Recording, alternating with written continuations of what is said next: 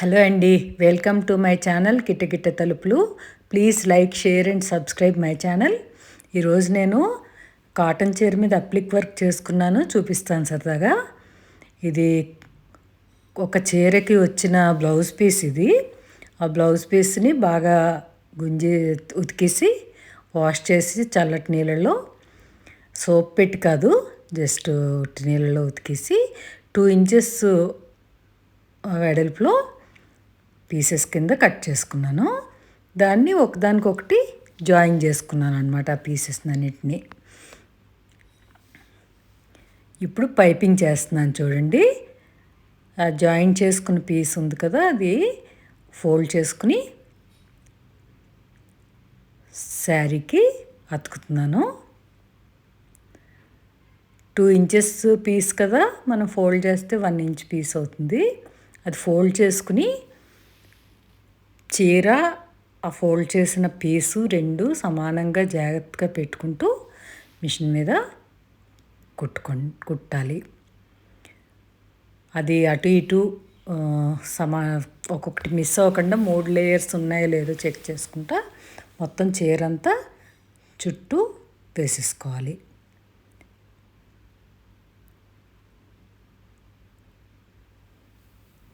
కింద కట్ చేసిన పీస్ పెట్టాను, పైన శారీ పెట్టాను.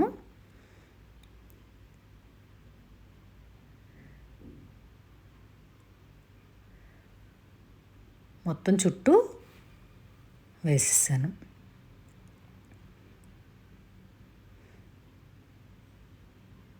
ఇది pure cotton sari. Plain saris ఉంటే 2 చేసుకున్నాను. ఇంకో చీర కూడా చూపిస్తాను తర్వాత.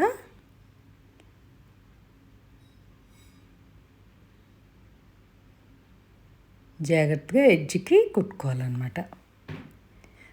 మొత్తం రౌండ్ కంప్లీట్ అయిన తర్వాత దాన్ని టర్న్ చేశాను. టర్న్ చేసి కొద్దిగా గోట్లాగా పైపింగ్ లాగా చేశాను అనమాట.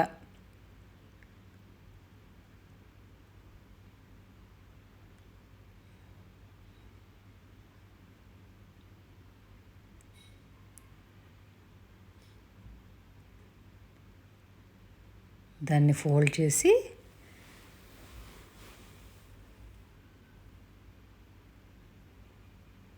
సన్నగా పైపింగ్ లాగా మొత్తం మళ్ళీ రౌండ్ అంతా చేశాను.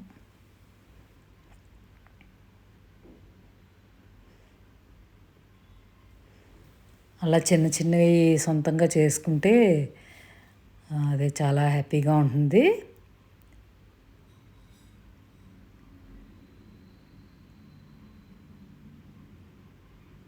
ఈ సమ్మర్లో కాటన్ తప్ప వేరే కట్టలేం కదా. అది చూడండి, అది వెనక్కి ఫోల్డ్ చేశాను. మనం ఎంత వెడల్పుకోవాలంటే అంత పైపింగ్ ఉంచుకోవచ్చు. నేను సన్నగా ఉంచాను.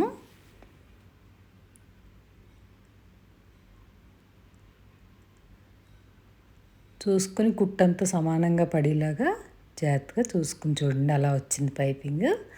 అలా మొత్తం చీరంతా కుట్టేశాను అనమాట. చీరంతా కుట్టిన తర్వాత మళ్ళీ ఆ క్లాత్ పైకి లేసిపోకుండా మళ్ళీ కుట్లు వేసుకోవాలి హాఫ్ ఇంచ్ వెడల్పులో.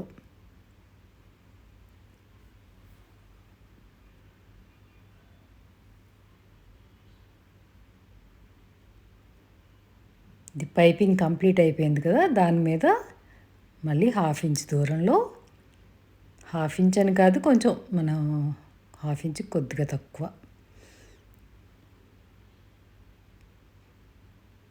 మళ్ళీ చుట్టూ కుట్టేసేయాలి. వేసిన తర్వాత కంప్లీట్ అయిన తర్వాత మళ్ళీ కొంచెం ఒక హాఫ్ ఇంచ్ తర్వాత మళ్ళీ ఇంకొక కుట్టేసాను అనమాట. మొత్తం మీద పైపింగ్కి 4 సార్లు కుట్లు వేయవలసి వస్తుంది.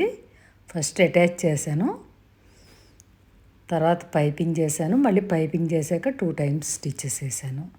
తర్వాత మధ్యలో డిజైన్కి ఇలా పీసెస్ కట్ చేస్తున్నాను. చిన్న చిన్న డాట్స్ కింద కుడదాం అనుకుంటున్నాను.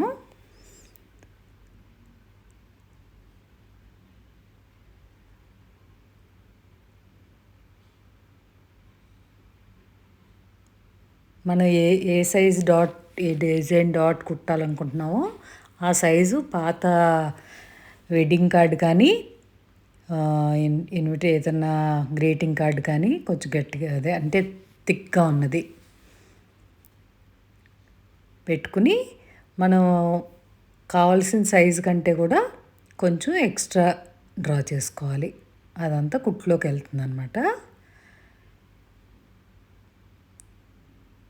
మనం ఎన్ని వేయాలనుకుంటున్నామో అన్నీ కట్ చేసుకోవాలి. డార్క్ కలర్ చీర కదా, ఎక్కువ డిజైన్ బాగోదు, అక్కడక్కడ డాట్స్ వేసాను. అలా మనకు కావాల్సిన సైజు కంటే డిజైన్ కంటే ఎక్స్ట్రా తీసుకోవాలి ఫోల్డింగ్ కోసం.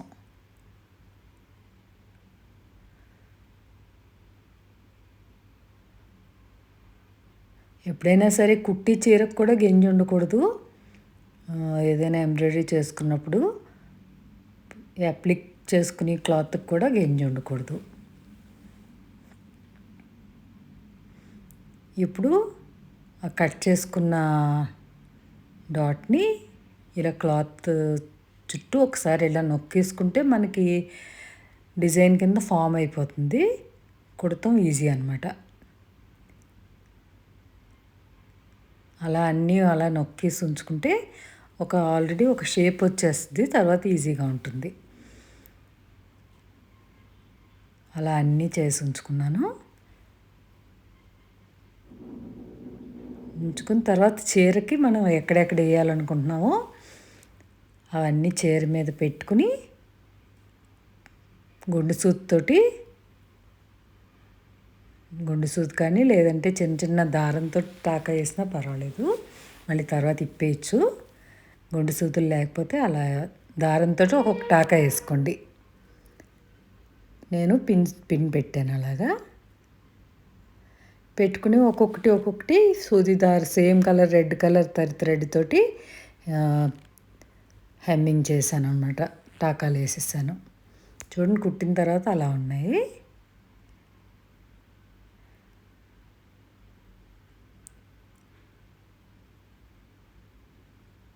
తర్వాత రోలింగ్ చేశాక ఇంకా అందం వస్తుంది.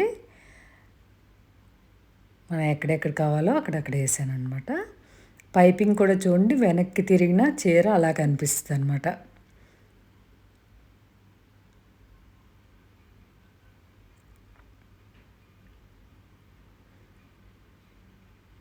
ఇప్పుడు రోలింగ్ చేసాక ఎలా ఉందో చూపిస్తాను చూడండి. రోలింగ్ చేసాక షైనింగ్ వచ్చి ఎంత బాగుందో చూడండి. ఇంకొక చీర కూడా కుట్టుకున్నాను, చివరి వరకు చూడండి. ఇంకొక చీర జస్ట్ బార్డర్ వేసాను. ఎప్పుడో ఒకసారి బార్డరు హెవీగా ఉందని ఒక చీరకి తీసేసాను, కొత్త చీరది. అప్పటి నుంచి ఆ బార్డర్ అలా ఉంది. అది ఒక కాటన్ చీరకి ఇలా వేసుకున్నాను. వీటికి మిక్స్ అండ్ మ్యాచ్ ఏ బ్లౌజులన్నా వేసేసుకోవచ్చు కదా. ఇప్పుడు గెంజి పెట్టుకుంటే హాయిగా ఉంటాయి సమ్మర్లో. గెంజి పెట్టాను చూడండి, రోలింగ్ చేసాక అలా ఉంది. అదండి మరి. Thank you for watching.